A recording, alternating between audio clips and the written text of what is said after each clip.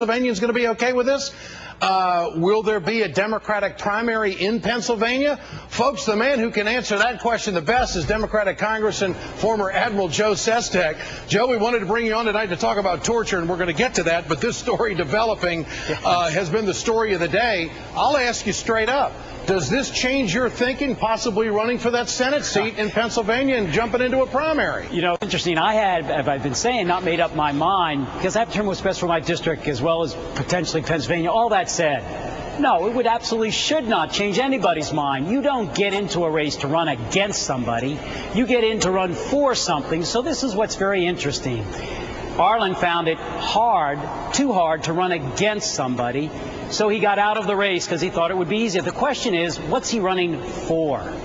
He also somehow failed to use his leadership to shape the Republican Party to be towards what he believes in. So he's now going to shape the Democratic Party. So the final analysis is, would he have done this if an election was impending? Because we in Pennsylvania tend not to want to have something that has to do with politics by what the future is about rather than legacy. Congressman, I'm hearing you leave the door open tonight. I haven't made a decision. I think this shows that every day is a new day in politics, and tomorrow is a new day. And if there's anything, politics is interesting. But really, Ed, this is about what are the ideals and the principles that people have sent us down here to Washington to take care of. It's not about keeping one's job at all cost. And I think that's what people are a bit tired about. Well, Congressman, I got to ask you here. I tell you, actually, I've gotten a lot of emails this afternoon saying that the Democrats should not embrace Arlen Specter because he's not a true Democrat and you can't count on him. Now, it sounds to me like you would get a lot of support if you were to step up and say, I'm going to run for the Democratic Party, the Senate position in Pennsylvania. I'm not so sure you wouldn't win that thing. Why not? Well, I learned exactly what you said when I made an announcement, when I was about to run for the Democratic nomination in my district. I got out of the military, and then I didn't know what DCCC, Democratic Congressional Campaign Committee, stood for. When I called them, because I was told I had to inform them, they said, we don't want you in the race. They called me back the next day and said the same thing. Yeah. So the Democrats that really matter here is really not the leadership. It's what do the Democratic voters believe? And so let's find that out, and I think that's going to be important. Congressman Joe Sestak with us tonight, former admiral, your military experience.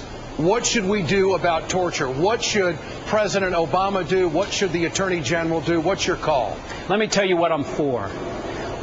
I'm for something I learned in the military, is that I was responsible for taking men and women into harm's way in a war. But I was also accountable for how I did that within the rules of law. This Congress of ours and the executive branches, you can even ask Senator Stevens in the Justice Department, is almost beyond the pale in partisanship.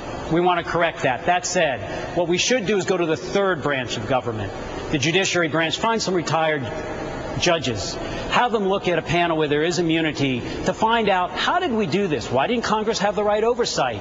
What happened that we felt we couldn't go with traditional intelligence, as many of members have said would have worked? And what's the lessons learned? If a crime by the Justice Department is discovered as they go through their ethics, they could pass that over to the court system. Yeah. We have to understand that accountability is important, but no witch hunt. We need to move on. That's why I recommend judges who are retired to look at lessons learned, and the accountability can be transparency to the public for Congress and the executive branch in how we must do this better. It's about what one believes the ideals of America are about. It's not about being tortured, and I'm convinced of that. So, Admiral, I'm hearing get the politics out of it, but move forward and find out what really happened. Absolutely. Appreciate your time tonight. Congressman Joe Sestak, Pennsylvania, Thanks for having me, Ed. Here on the Ed Show.